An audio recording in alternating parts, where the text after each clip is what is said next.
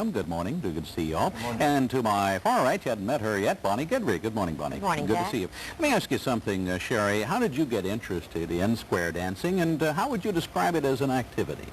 Well, to be honest with you, my folks used to square dance when I was a teenager, and we kind of got interested then, and then after we had moved to Lafayette, we decided to get back into it, and it was a great way to meet people.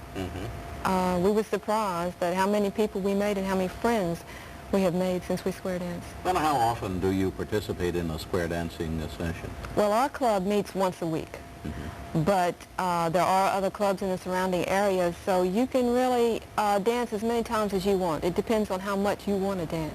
And also, I think on the weekends you can travel around to various towns where they have actual competition and that sort of thing. Right. Let me ask you something, Bonnie, over there. You're going, as you know, Sherry was saying, it's a lot of fun. You're going to be giving some lessons and introductory type of thing for people who would be interested. When is this, and why did you decide upon this?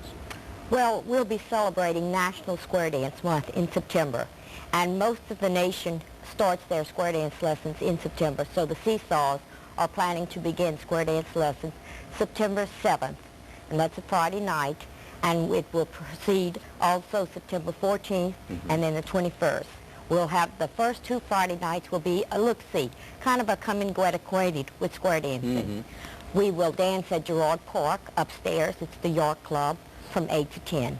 Any charge for this when you get into it? Yes, after you've come and taken a look-see and see if you want to join, the fee is $10 per month per couple, which is very low price for entertainment in this day. I'm sure just to cover the overhead and that sort of True. thing. As you look at square dancing, it's not as easy as you might think it would be. And Chuck is a caller for square dance. And Chuck, sure, you see the men and the women twirling around out there and having a lot of fun, but you are an integral part.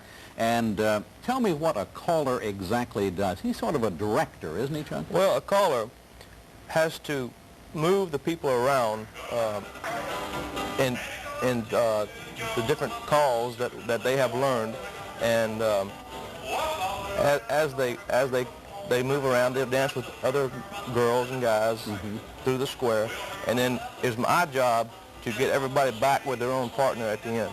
Let's bring up this sound here, and then we'll talk some more on what you were actually saying and doing.